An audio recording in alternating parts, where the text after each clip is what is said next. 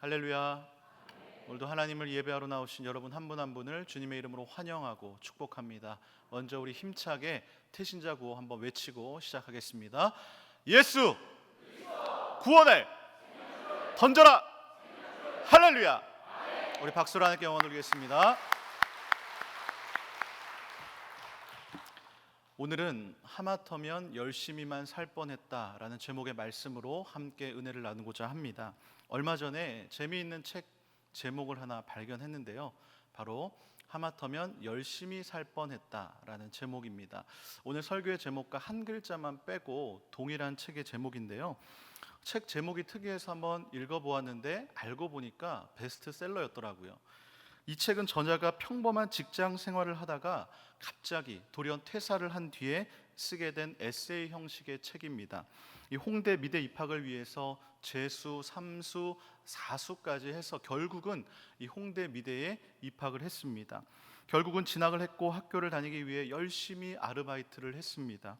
그의 꿈은 홍대 입학이었고 대학만 들어가면 모든 인생이 다 잘 될 줄 알았습니다. 그런데 졸업을 하고 맞이한 현실의 벽은 너무나 높았습니다.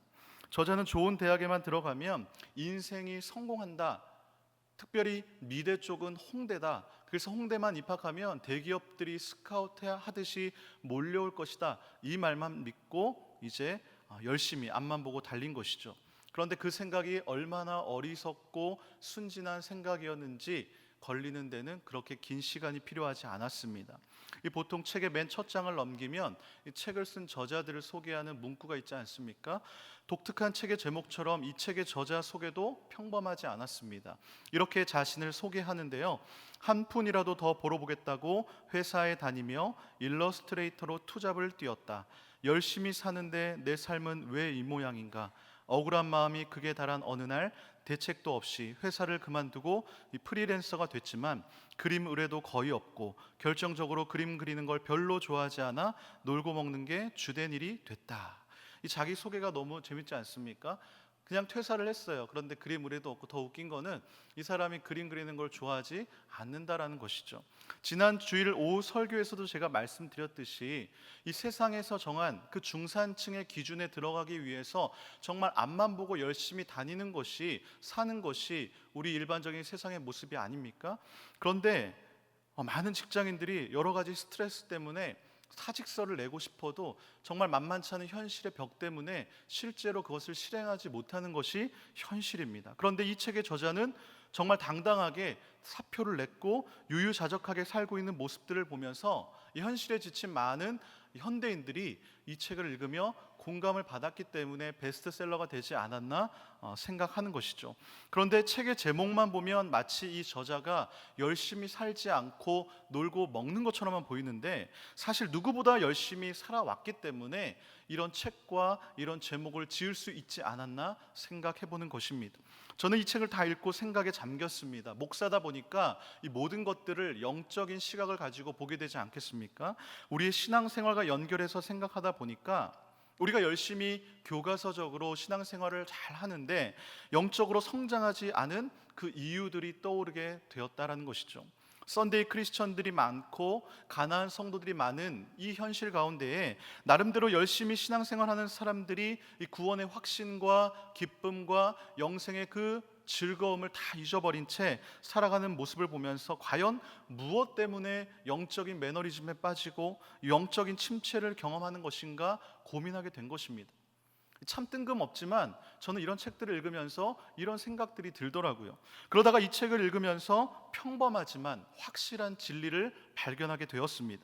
이 책의 저자는요, 매뉴얼처럼 정해진 그 틀 속에서, 사회적인 틀 속에서 당연히 살아가야 하는 것처럼 살고 있는 이 시대 속에 이 자기만의 그 작은 방법으로 시대의 호수를 향해서 작은 돌멩이를 던진 그 일을 하지 않았습니까?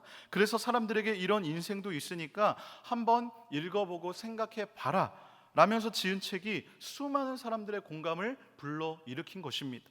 이 책의 첫 시작은 저자의 이 프롤로그로 시작되는데요, 그 책의 프롤로그 제목은 이렇습니다. 나는 어디로? 그리고 글이 시작됩니다. 괴테가 그랬다. 인생은 속도가 아니라 방향이라고. 그렇습니다. 너무나 평범하지만 확실한 진리 아닙니까? 우리의 인생은요, 속도보다 더 중요한 것이 바로 방향인 것입니다. 아무리 달려도 방향이 잘못되면 그 빠름은 재앙이 될 수 있는 것입니다. 우리의 신앙생활도 마찬가지입니다. 방향이 정확하다면 우리가 천천히 가더라도 언젠가는 도달하게 되어 있는 것이죠. 그러나 방향이 잘못되었다면 간 만큼 다시 돌아와야 된다는 것입니다. 그렇기 때문에 우리는 우리의 삶을 점검하며 살아가야 합니다. 내가 어디로 이렇게 열심히 가고 있는 것인가? 무엇 때문에 내가 이렇게 열심히 일을 하고 있는 것인가? 내가 왜 이렇게 열심히 봉사하고 열심히 헌신하는가 생각해 보아야 한다는 것이죠. 그래서 열심히 하는 것보다 제대로 하는 것이 중요하다는 것입니다. 그런 의미에서 오늘 본문의 말씀은 우리의 신앙생활을 점검하는 데 있어서 굉장히 의미가 있고 중요한 말씀입니다. 고린도 지역은요, 죄악이 만연했던 곳입니다. 오늘날 우리가 타락한 곳이다라고 하는 모든 범죄들이 몰려있는 곳이 고린도 지역이었습니다. 그런 곳에서 온갖 죄악에 물든 사람들이 바울의 복음을 전해 듣고 다시 주께로 돌아온 것이죠. 그들이 바로 고린도 교회 성도들이었습니다. 그런데 고린도 교회 안에 온갖 문제들이요 다 발생합니다. 오늘 우리가 고린도 후서 13장을 읽었는데 앞에 12장의 말씀을 펼쳐보시면 20절, 21절에 이렇게 말씀을 합니다. 제가 읽어드리겠습니다. 내가 갈 때에 너희를 내가 원하는 것과 같이 보지 못하고 또 내가 너희에게 너희가 원하지 않는 것과 같이 보일까 두려워하며 또 다툼과 시기와 분냄과 당짓는 것과 비방과 수군거림과 거만함과 혼란이 있을까 두려워하고 또 내가 다시 갈 때에 내 하나님이 나를 너희 앞에서 낮추실까 두려워하고 또 내가 전에 죄를 지은 여러 사람의 그 행한 바 더러움과 음란함과 호색함을 회개하지 아니함 때문에 슬퍼할까 두려워하노라. 그러니까 이 땅에 문제없는 교회들은 없지만 이 고린도 교회만큼 문제가 많은 교회도 없었습니다. 그래서 고린도 전 후서라는 이렇게 어마어마한 방대한 양의 긴 편지가 쓰여지게 된 이유이기도 한 것이죠. 그리고 이런 교회의 문제들을 통해서 결국은 오늘날 우리의 문제를 다시 보게 된다는 것이죠. 그렇기 때문에 이 고린도 교회의 문제가 사실은 남의 이야기가 아니라 바로 오늘날 우리들의 이야기인 것입니다. 우리 안에 다툼과 시기와 분냄과 당짓는 것과 비방함과 거만함과 수군거림, 혼란함이 없습니까? 우리는 자신 있게 없다라고 말할 수 없습니다. 뿐만 아니라 더러움과 음란함과 이 호색함을 회개하지 않는 것이 우리에게 없습니까? 사실 이런 죄는 세상 사람들이 좋아하는 죄입니다. 우리가 예수를 믿기 전에는 다 이런 것들에 노출이 되어 있었고 이런 죄를 지으며 살아왔습니다. 그런데 예수님의 이름으로 죄사함을 받고 새 사람이 되었는데도 불구하고 왜 이런 죄의 굴레에서 자유롭지 못하냐라는 것이죠. 이전 것은 지나갔고 새로운 것이 되었는데도 불구하고 왜 우리가 이런 죄의 굴레로부터 자유롭지 못하냐라는 것입니다. 더 큰 문제는 무엇이냐면 성도라면 연약하여 쓰러지고 실수하고 죄를 지을 수가 있는데 죄를 지었다면 죄송한 마음으로 회개하면 되는데 이 고린도 교인들은 오히려 그것이 무엇이 문제냐며 큰 소리를 쳤다라는 것이죠. 즉 죄에 무뎌지고 영적인 감각들이 다 사라져버린 모습들을 볼 수가 있는 것입니다. 그들은 교회에 다니지만 세상에서 약함보다 강함을 좋아합니다. 섬기는 자가 아니라 섬김받는 자리에 가기를 원합니다. 남과 비교하기를 좋아하고 그리스도의 향기를 뿜기보단 세상의 향기를 뿜는데 더 자신이 있다는 것이죠. 그런데 이런 모습들이 다 오늘날 교회를 다닌다고 하는 이 그리스도인들의 모습들이 아닙니까? 그렇기 때문에 사실 이 고린도 교회의 모습이나 오늘날 우리가 다니고 있는 이 교회 성도들의 모습이나 다를 바가 없다라는 것이죠. 이 문제를 해결하기 위해 바울이 어떻게 결론을 내리고 있습니까? 오늘 우리가 함께 읽은 본문 고린도후서 마지막 13장의 말씀이죠. 5절을 다시 보시면 근본을 다시 물어야 한다는 것입니다. 너희가 도대체 믿음 안에 있는가를 지금 묻고 있는 것입니다. 너희는 믿음 안에 있는가? 너희 자신을 시험하고 너희 자신을 확증하라. 예수 그리스도께서 너희 안에 계신 줄을 너희가 스스로 알지 못하느냐? 그렇지 않으면 너희는 버림받은 자니라. 아멘. 바울이 너희가 믿음 안에 있는가 너희 자신을 시험하고 너희 자신을 확증하라라고 말하고 있습니다. 여기서 시험하고 확증한다라는 그 말의 의미는 무엇이냐면, 재련소에서 순금을 정죄할 때에 이 불순물을 검사할 때 사용하는 단어를 쓰고 있습니다.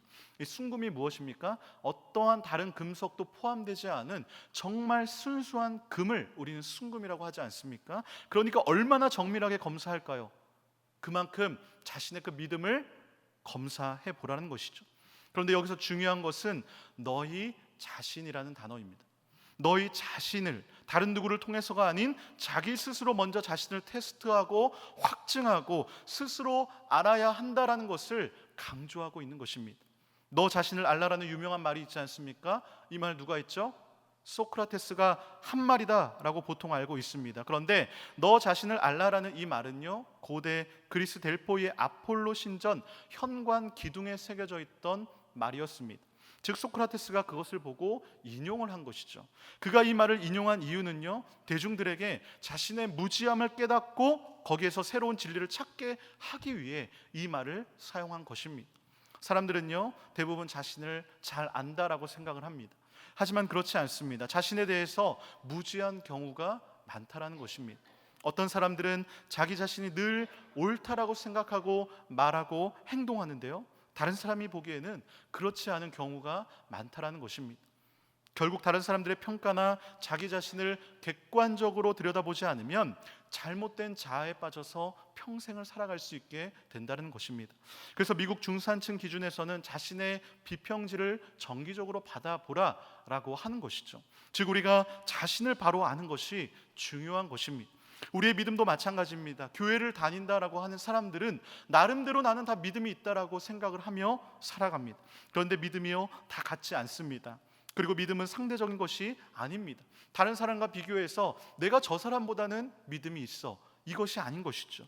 5절의 말씀에서도 너희 자신을 시험하고 너희 자신을 확증하라라고 말하는 것입니다. 다른 사람이 아닙니다. 자신이 스스로 시험해보고 확인해 보라는 것입니다. 즉 우리가 건강을 위해 정기 검진을 받듯이 우리가 영적인 검진을 받아야 된다는 것이죠. 그렇다면 정기 검진을 우리가 어떻게 받습니까? 우리가 병원에 가게 되면 의사들을 통해서, 정밀한 기계를 통해서 우리가 정기 검진을 받습니다. 그렇다면 영적인 검진을 어떻게 받을까요? 바로 하나님의 말씀으로 받는 것입니다. 말씀을 통해서 내가 누구이고 어떠한 상태인지를 내가 알게 되는 것입니다. 다윗은 밧세바를 아내로 취하고 밧세바의 남편인 충성스러운 우리아를 죽게 난 이후에 나단 선지자의 책망을 듣습니다. 그래서 다윗이 어떻게 합니까? 하나님 앞에 무릎을 꿇고 자신의 잘못을 인정하고 침상이 젖도록 회개하며 나아가는 것이죠. 다윗은 나단 선지자의 그 말씀을 통해서 자기 자신을 바로 알게 되었던 것입니다. 그러니까 하나님 앞에 눈물로 회개할 수밖에 없었다라는 것이죠. 그렇다면 고린도 교인들이 검진받아야 할 내용은 무엇입니까? 오늘 본문에서 바울은 예수 그리스도께서 너희 안에 계신 줄을 너희가 스스로 알지 못하느냐 묻는 것입니다. 그리고 예수 그리스도께서 너희 안에 계시지 않는다면 너희는 버림받은 자니라라고 말씀하는 것이죠. 사랑하는 성도 여러분, 저는 목사로서 영적 검진을 위해서 동일한 질문을 한번 해보겠습니다. 예수님이 내 안에 계시다는 사실을 알고 그분이 나의 구원자 되심을 믿고 있으십니까? 아멘. 여러분이 아멘으로 믿고 있다, 알고 있다 고백하셨습니다. 그것이 어떻게 가능한 일일까요? 고린도전서 12장 3절은 말씀합니다. 성령으로 아니고는 누구든지 예수를 주시라 할 수 없느니라. 아멘. 그렇습니다. 여러분들이 입술로 알고 믿고 있다고 고백한 것은 성령이 임했기 때문에 가능한 일입니다. 그리스도가 내 안에 계시다는 것은요, 그 안에 성령이 임했다라는 것입니다. 성령으로 아니고서는 누구든지 예수님을 주라고 고백할 수가 없기 때문인 것입니다. 성령이 임하면 어떤 일이 일어날까요? 자신의 죄가 무엇인지 알게 됩니다. 그렇다면 죄가 무엇일까요? 요한복음 16장 8절에서 11절에 보면 성령이 임할 때 어떤 역사가 일어난지를 기록하고 있는데 그 중에 9절은 이렇게 말씀합니다. 그가 오시면 나를 믿지 않는 것이 바로 죄라는 것을 말씀해 주실 것입니다. 그렇습니다. 죄라는 것은 예수님을 믿지 않는 것이 죄라는 것입니다. 그래서 성령을 오시면 지금까지 내가 살아오면서 예수님을 믿지 않고 나를 믿고 내 욕망과 내 의지와 내 생각대로 살아온 것이 죄라는 것을 알게 된다는 것입니다.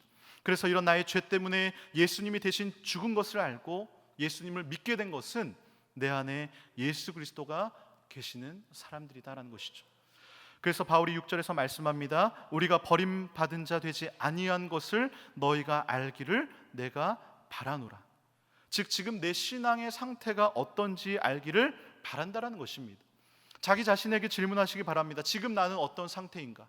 내가 믿음 안에 있는가? 예수님이 지금 내 안에 계시는가? 질문해 보시기를 바랍니다. 우리가 예수님을 믿는다라는 것을 한마디로 표현하면 그리스도와 연합하는 것입니다. 보통 한 몸이 된다라고 표현을 하는데요, 성령이 임하게 되면 예수님과 한 몸이 되는 역사가 일어난다라는 것이죠. 이것이 어떻게 가능해지는 것일까요? 하나님이신 예수님이 이 땅에 오셔서 물로 세례를 받으십니다. 세례를 받는다라는 것은 그 세례 속으로 들어가시는 것입니다. 그런데 예수님께서 세례 요한에게 세례를 받을 때 세례 요한이 뭐라고 말합니까? 내가 당신에게 세례를 받아야 되는데 어떻게 당신이 나에게 세례를 받습니까? 요한이 보기에 내가 예수님께 받아야 되는데 지금 자신이 세례를 받겠다, 예수님이 오셨다라는 것이죠. 만류합니다. 왜냐하면 세례 요한의 세례는 죄인들이 받아야 하는 세례이기 때문인 것이죠. 그런데 죄 없이신 하나님의 아들이신 예수님이 지금 죄인이 받는 세례를 받겠다라고 온 것입니다. 이에 예수님이 마태복음 3장 15절에 이렇게 말씀하십니다. 예수께서 대답하여 이르시되 이제 허락하라. 우리가 이와 같이 하여 모든 의를 이루는 것이 합당하니라. 그렇습니다. 예수님께서는요, 세례를 통해서 모든 의를 이루고자 하신 것입니다. 죄 없으신 예수님께서 죄인의 자리로 들어오신 것입니다. 죄인과 함께 연합이 된 것입니다. 그렇게 해서 죄인들이 가야만 하는 심판의 자리로 예수님이 친히 가신 것입니다. 예수님께서는 자신의 죄로 인하여 가신 것이 아니라 하나님께서 자기에게 주신 자들의 죄를 대신 지시고 십자가로 가신 것입니다. 물로 세례를 받으신 것이 바로 죄인들과 함께 하나로 연합되기 위해 주님은 물로 세례를 받으셨다는 것이죠. 예수님께서 이렇게 하신 이유가 무엇입니까? 바로 죄인들과 한 몸을 이루기 위함이었다는 것이죠. 그리고 예수님께서 십자가를 지시고 부활하시고 승천하셔서 성령님을 보내십니다. 예수님께서 보내신 그 성령을 받게 되면 어떤 역사가 일어납니까? 예수님께서 이루어내신 그 모든 것이 함께 주어지는 놀라운 역사가 일어나게 되는 것이죠. 그래서 성령이 임하게 되면 내가 의롭다함을 받고 거룩함을 받고 영화롭게까지 되는 역사가 우리의 삶 가운데 일어나게 되는 것입니다. 이 관계가 형성되는 것이 바로 성령이 임함으로 하나로 묶어 주셨기 때문에 가능한 것이고, 그것이 바로 세례의 의미인 것입니다. 여기 앉아 계신 분들 대부분 세례 받으셨지요? 우리가 세례를 받는다는 것이 이처럼 얼마나 영광스러운 일인지 우리는 늘 기억해야 된다는 것입니다. 세례를 받는 자는요, 새로운 피조물이 되는 것입니다. 더 이상 내가 사는 것이 아니라 오직 내 안에 그리스도께서 사시는 것이고, 나를 사랑하사 나를 위하여 자기 자신을 버리신 하나님의 아들을 믿는 그 믿음으로 사는 삶이 시작이 되는 것입니다. 그런 사람들은요, 오늘 본문의 7절 말씀과 같이 사는 것입니다. 7절을 보시면 우리가 하나님께서 너희로 악을 조금도 행하지 않게 하시기를 구한다. 여기서 우리라는 것은 바울과 디모데를 말하는 것이고, 너희는 고린도 교회 성도들을 말합니다. 바울이 고린도 교회 성도들이여 악을 조금도 행하지 않기를 구합니다. 왜냐하면 우리가 옳은 자임을 나타내기 위해서가 아니라 오직 버림받은 자 같을지라도 선을 행하게 하기 위함이라는 것이죠. 즉 이것은 무슨 말입니까? 바울 자신은 버림받은 자 같이 보일지라도 너희가 선을 행한다 하기를 바란다라는 것입니다. 앞에서 말씀드린 대로 고린도 교회는 문제가 굉장히 많은 교회였습니다. 하지만 재정적으로는요, 너무나 풍족했습니다. 넘쳤습니다. 그래서 사실 겉으로 보기에는 멀쩡해 보일지라도 그 속은 완전히 썩어 들어갔다는 것입니다. 그래서 바울이 말하는 의미도 이런 것 아닙니까? 너희가 정말 예수를 믿는 것이 맞느냐? 예수를 믿는다고 하면서 어떻게 그런 악한 일들을 할 수 있는 것이냐? 한번 너희 스스로 영혼을 점검해 봐라. 예수님과 동행하고 있는지 시험해 보라라는 것입니다. 그래서 정말 구원받은 자들이라면 악을 행하지 말고 제발 좀 선을 행하라라고 말씀하고 있는 것이죠. 주님이 산상수훈의 말씀을 통해서 너희는 세상의 소금과 빛이라고 선포하지 않으셨습니까? 그런데 우리가 세상 가운데 빛으로 드러나기 위해서 어떻게 해야 하는 것입니까? 마태복음 5장 16절을 보면 이같이 너희 빛이 사람 앞에 비치게 하여 그들로 너희 착한 행실을 보고 하늘에 계신 너희 아버지께 영광을 돌리게 하라. 그렇습니다. 여기서 착한 행실의 착한이라는 말이 이 선이라는 단어와 동일한 칼로스라는 단어를 사용합니다. 곧 우리에게 있는 빛은요, 착한 행실을 통해서 사람들에게 드러나게 되어 있다는 것입니다. 다시 말하자면 그리스도인은 세상의 빛이라고 하는 것을 빛된 삶으로 증명을 해야 된다는 것이죠. 우리가 아무리 그리스도인들은 세상의 빛이라고 떠들어도 믿지 않는 사람들은 거들떠보지도 않습니다. 무엇을 보고 세상의 빛이냐라고 오히려 우리에게 따지며 묻는 것이죠. 그래서 그들에게 말이 아니라 삶으로 보여주어야 된다는 것입니다. 착한 행실을 통해서 나타내 보여주어야 된다는 것이죠. 그리스도인들뿐만이 아니라 세상 사람들도 참 이 시대가 어둡다, 답답하다 이야기를 많이 합니다. 혼란스럽다라는 것을 알고 있습니다. 그런데 반대로 생각해 보면요, 세상이 어둡다라는 것은 세상에 빛이 없다라는 것입니다. 빛이 있으면 세상은 어두울 수가 없습니다. 빛이 있으면 어둠은 사라지게 되는 것입니다. 그 빛을 누가 감당해야 하는 것입니까? 세상의 진리의 빛을 드러낼 수 있는 것은 바로 그리스도인들밖에 없다는 사실입니다. 곧 세상이 어둡다라는 것은 세상의 빛의 역할을 감당해야 하는 그리스도인들이 제대로 역할을 감당하지 못하고 있다는 것이죠. 오늘 본문 8절을 보십시오. 우리는 진리를 거슬러 아무것도 할 수 없고 오직 진리를 위할 뿐이니. 바울은 진리를 거슬러 아무것도 할 수 없다라고 말씀합니다. 이 진리를 거슬다라는 것은요, 지금 자기 속에 있는 예수님의 말씀을 거슬러서는 아무것도 할 수 없다라는 것입니다. 이것이 믿음 안에 있는 사람의 모습인 것이죠. 여러분들은 어떠십니까? 믿음 안에서 진리를 위해 살아가고 계십니까? 내 안에 계신 주님의 음성대로 살아가고 계십니까? 아니면 내 안에 내 자아가 살아서 내 의지대로 생각대로 살아가진 않으십니까? 사람은 어떤 생각하느냐에 따라서 그 삶이 달라지게 되어 있습니다. 생각은 결국 행동을 낳게 되는 것입니다. 내가 행동한다라는 것은 그냥 행동하는 것이 아니라 내가 생각을 했기 때문에 그 행동을 하게 되는 것입니다. 그렇기에 사람이 어떤 생각을 하면서 살아가느냐는 우리의 인생에 있어서 너무나 중요한 것입니다. 그런데 문제는 우리가 늘 옳은 생각만 하지 않는다라는 것이죠. 우리의 생각도 그렇기에 누군가의 인도함을 받아야 합니다. 사람이 우리의 생각을 인도해 준다는 것은 분명히 한계가 있습니다. 내가 그 사람한테 일일이 나의 모든 것들을 다 알려줄 수는 없지 않습니까? 하지만 우리의 생각을 주관하시고 우리를 가장 좋은 길로 인도할 수 있는 분이 계십니다. 바로 그분이 성령님이신 것입니다. 성령은 하나님의 깊은 것까지도 통달하십니다. 이 말은요, 성령님이 하나님에 대해서 모르는 것이 없다라는 거예요. 하나님의 깊은 것까지도 통달할 수 있는 분은 오직 성령님인 것입니다. 그리스도인들이 하나님의 뜻대로 사는 것이 인생의 목적 아닙니까? 하나님의 생각을 알고 하나님의 생각으로 생각하는 것이 우리가 살아가는 목적이 아닐까요? 이러한 삶을 살려고 한다면 우리는 반드시 하나님의 깊은 것까지도 통달하고 계시는 그 성령님의 인도하심을 받으며 살아야 될 줄로 믿습니다. 이런 모습을 바울이 간절히 바라고 있는데 9절을 보십시오. 우리가 약할 때에 너희의 강한 것을 기뻐하고 또 이것을 위하여 구하니 곧 너희가 온전하게 되는 것이라. 바울은 우리가 약할 때에 너희가 강한 것을 기뻐한다라고 말씀합니다. 보통은 내가 강한 것을 원하는데요, 지금 바울은 내가 약한 해도 상관없다라는 것이죠. 바울은 자신이 약하고 버림받은 자 같을지라도 다른 사람들이, 고린도 교회 성도들이 강해진다면 그걸로 기뻐해 한다라는 것입니다. 특별히 또 구하는 것은 너희의 온전함이라는 것입니다. 고린도 교회 성도들이 하나님 앞으로 돌아와서 온전한 믿음의 열매를 맺기를 바란다라는 것입니다. 성도의 온전함이 어떻게 가능한 것입니까? 바로 오직 그리스도 안에 있을 때에 온전해지는 것입니다. 그리스도 안에 있다라는 것은요, 믿음 안에 있다라는 것입니다. 믿음 안에 있다라는 것은 성령의 인도함을 받는다라는 것입니다. 그러므로 너희가 믿음 안에 있는가 시험해 보라라는 것이죠. 지금 내가 하고 있는 일들이 예수가 너희 안에 계셔서 예수가 지시하고 있는 일인가 생각해 보라는 것입니다. 이렇게 하는 이유가 무엇입니까? 10절의 말씀을 제가 표준 세번역으로 읽어드리겠습니다. 내가 떠나 있는 동안에 이렇게 편지하는 것은 내가 가서 주께서 주신 권능을 가지고 사건들을 처리할 때에 너무 엄하게 대할 필요가 없게 하려는 것입니다. 주께서 이 권위를 주신 것은 넘어뜨리려고 함이 아니라 세우려고 함입니다. 아멘.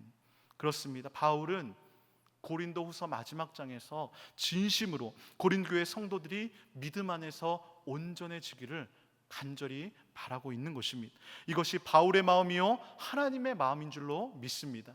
오늘날 우리도 동일한 책망을 받습니다. 우리가 예수님을 믿는다라고 말하면서 살아가는 모습이 과연 믿음 안의 모습입니까? 내가 믿음에 있습니까? 그리스도가 내 마음에 계십니까? 내가 그분의 지시를 받고 계십니까? 그렇지 않다면 우리는 버림받은 자다라는 것이죠. 사랑하는 성도 여러분, 여러분들의 열심은 무엇을 위한 열심입니까? 매 예배 때마다 빠지지 않고 열심히 참석할 수 있습니다. 이 수요 오전 예배 나오는 거 쉬운 일이 아닙니다. 엄청나게 대단한 일입니다. 교회를 위해 열심히 봉사할 수 있습니다. 그렇게 열심히 신앙생활할 수 있습니다. 그런데요, 제대로 하지 않으면 열심히만 하다가 끝날 수 있다는 것이죠. 오늘 설교의 제목이 하마터면 열심히만 살 뻔했다 아닙니까? 무엇이든 열심히 하는 것도 중요하지만 열심히만 하다가 버림받은 자가 된다면 그것만큼 억울한 일이 어디 있을까요? 서두에 소개해드렸던 책의 저자는 자신의 인생이 어느 방향으로 가고 있는가를 물으며 직장에 사표를 던지면서까지 경쟁의 울타리에서 벗어나서 자신만의 길을 걸어갔습니다. 사실 말이 쉽지 누가 당당하게 사표를 던지고 나올 수 있겠습니까? 오늘 우리도 우리의 신앙생활에서 물어야 합니다. 내가 제대로 신앙생활을 하고 있는가? 내가 믿음 안에 있는가? 예수님이 내 안에 계신 줄 내가 알고 있는가? 그렇지 않다면 우리는 오늘 지금부터라도 과감하게 결단을 내려야 하는 것입니다. 그런 의미로 오늘 말씀을 통해 점검하자라는 것입니다. 이 말씀을 알지 않았다면 하마터면 열심히만 살 뻔한 인생이 되지 않았겠습니까? 우리는 성령의 이끄심을 받아야 합니다.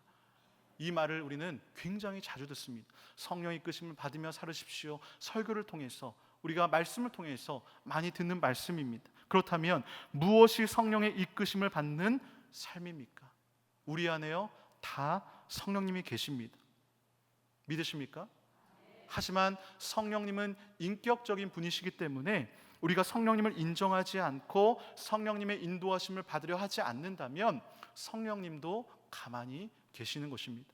성령은 우리 안에 영원히 거하시지만 성령이 일하지 않으시면 우리는 마치 우리 안에 성령이 계시지 않는 것처럼 생각하며 살아가게 된다는 것이죠. 그러므로 우리는 우리의 삶 가운데에 성령님이 나의 삶을 주관할 수 있도록 나의 주관을 그분께 내어 드려야 된다는 것이죠. 나의 주인의 자리에 내가 내려오고 성령님이 앉으셔야 되는 것입니다. 순간순간 성령님께서 묻고 성령님이 나의 삶을 인도하시도록 내가 그분께 부탁하고 맡겨 드려야 된다는 것이죠. 그런 삶을 살 때요 내 삶에 변화가 일어납니다. 예수님을 만났고 믿고 있다고 하는데 그 삶에 변화가 없다면 다시 한번 내가 정말 예수님을 만났는가를 돌아보아야 하는 것입니다. 그리고 정말 우리가 다른 사람을 위해 기도할 때에 그 사람이 예수님을 만나지 못했다면 다른 기도 제목보다 그 사람이 예수님을 만날 수 있도록 우리는 기도해야 되는 것입니다. 왜 그렇을까요? 그 사람이 예수님을 만나야 변화가 되기 때문인 것입니다. 새로운 인생을 살 수 있기 때문인 것입니다. 새로운 인생을, 삶을, 세상을 볼 수 있기 때문인 것입니다. 사단이 제일 싫어하는 것 중에 하나가요 사람이 변화되는 것입니다. 예수님을 믿지 않던 사람이 예수님을 믿고 변화되는 것을 굉장히 싫어합니다. 말뿐인 그리스도인이 행동하는 그리스도인으로 변하는 것 굉장히 싫어합니다. 가만히 잠잠하던 교회가 변화돼서 부흥해 가는 것 굉장히 싫어합니다. 그래서 사단은 끊임없이 변화되지 못하도록 방해하는 것입니다. 요즘 9시 기도회를 보면요 말씀과 기도를 사모하는 분들의 숫자가 굉장히 많이 늘어났습니다. 저는 그런 모습을 보면서 정말 왕성교회 다시 기도의 불이 타오르는구나, 성령님이 지금 역사하고 일하고 계시는구나 라는 사실을 굉장히 많이 느낍니다. 정말 감사한 일입니다. 그런데 우리가 한 가지 더 생각해야 할 것은요 내가 변화받았기 때문에, 나는 온전히 변화를 받았다라고 생각하면 절대로 안 된다는 것이죠. 처음 예수님을 만나고 변화되었다면 그곳이 바로 출발인 것입니다. 우리는 주님을 목표로 삼고 끊임없이 주님을 닮아가기 위해 말씀의 거울 앞에 우리의 모습을 비추어 보고 우리는 계속해서 변화되어야 갈 줄로 믿습니다. 우리에게 이 정도면 됐다라는 것은 없습니다. 우리는 하나님 앞에 설 때까지 변화되어야 가는 것입니다. 말씀으로 매일매일 내가 믿음 안에 있는가, 내 안에 예수님이 있는가 시험하고 확증해야 된다는 것이죠. 예수님을 닮기 위해 변화된다면 자연스럽게 따라오는 것은요, 선함입니다. 그리고 선한 열매가 맺히게 되는 것입니다. 열매는 거짓말하지 않습니다. 우리가 주님을 닮아가면서 마음속에 선한 것이 쌓이게 되면 자연스럽게 그 선한 것이 열매로 나타나게 된다는 것이죠. 바라옵기는 저와 여러분이 매일매일 영적인 점검을 통해서 주님을 더욱더 깊이 만나고 성령의 이끌림으로 변화되어서 하나님의 자녀로서, 하나님 나라 백성으로서 온전함으로 하나님께 영광 돌리는 그런 복된 삶을 살 수 있는 왕성의 성도님들 될 수 있기를 주님의 이름으로 간절히 축원합니다. 저는 이 찬양을 참 좋아하는데요, 예수 닮기를입니다. 여러분들의 삶의 소망은 무엇입니까? 혹시 예수님을 닮는 것 아닙니까? 우리가 말씀 앞에 나의 믿음을 시험하고 예수님이 내 안에 계시다라는 사실을 확증한다면 완전하신 예수님이 우리를 온전하게 하시고 반드시 새롭게 하실 줄로 믿습니다.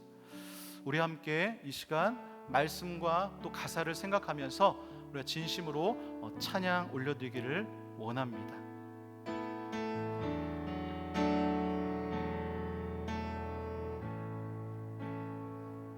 내 안에 내 삶의 소망,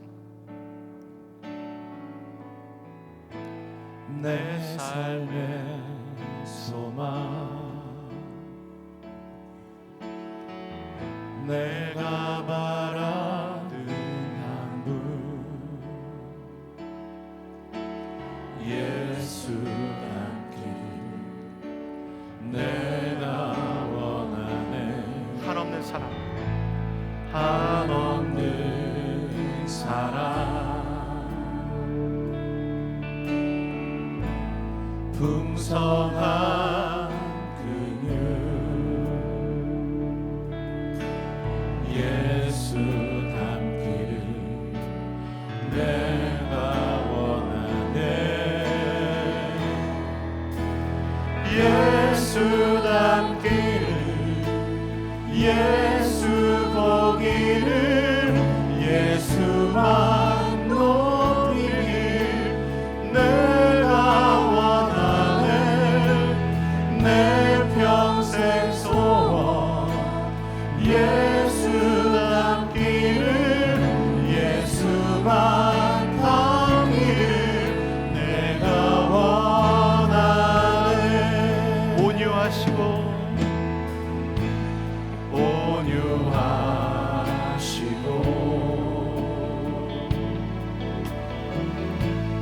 겸손하신 성품,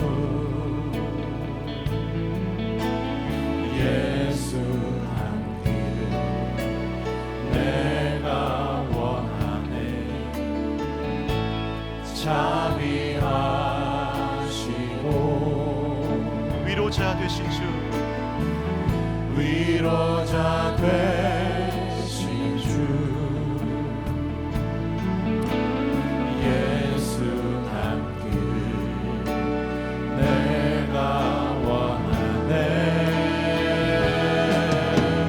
예수 닮기를, 예수 보기를, 예수만 높이길 내가 원하네. 내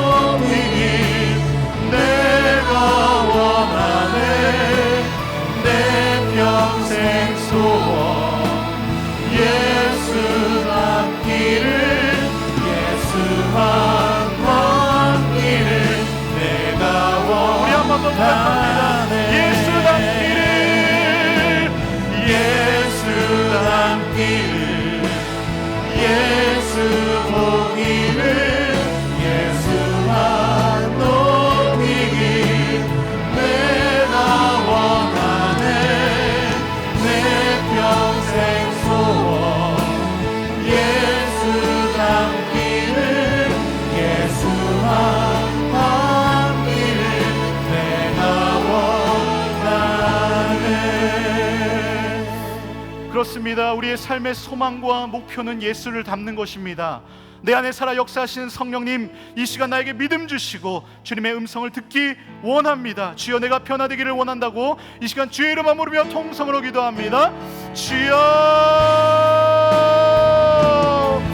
주님 아버지 감사합니다. 주님 아버지, 내가 예수 닮기를 원합니다.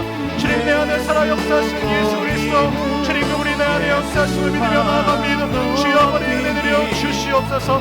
주님 아버지, 내 안에 내가 살아가기를 원합니다. 주님, 나의 삶의 소망과 나의 삶의 목표는 예수 닮는 곳입니다. 주님만을 닮기를 원합니다. 하나님의 은혜로 살아가기를 원합니다. 주여, 은혜 내려주시고 주님, 내 안에 살아가시는 성령의 음성을 듣기를 원하오니 주여, 우리 시간 은혜 내려주시옵소서. 주님, 나의 삶 가운데 소망이 무엇입니까? 주님, 내 안에 너런 무엇함이 없습니까? 주님, 내가 진정으로 회개하기를 원하오니 주님, 내가 새롭게 회개하며 나아갈 때 진정으로 새로운 피조물이 되게 하여 주시옵소서. 주님 아버지, 이 시간 성령의 역사하시고 말미암아 주님의 은혜를 구하며 나아갑니다. 주님, 내가 매일매일 나의 시험을 아버지, 내가 신앙을 점검하여 나아가기를 원하오니 주여, 은혜 내려주시고 주여 역사하여 주시고 주여 함께하여 주시옵소서. 주님 도와 주시옵소서. 하나님 아버지, 오늘도 하나님을 예배하게 하심을 감사합니다. 나를 자녀 삼아주시고 나를 구원하신 그 하나님을 찬양합니다. 매일 흘러가는 그 시간 속에서 내 안에 살아 역사하시는 예수님을 믿는 믿음으로 살게 하여 주시옵소서. 내 안에 예수 그리스도가 살아있음을 믿습니다. 우리는 예수의 피가 흐름을 믿습니다. 주여, 내가 변화되기를 원합니다. 온전해지기를 원합니다. 예수 닮기를 원합니다. 우리의 구원자 되시는 전능하신 하나님만을 의지합니다. 주여, 홀로 영광받아 주시옵소서. 이 모든 말씀 살아계신 예수님의 이름으로 기도드립니다. 아멘.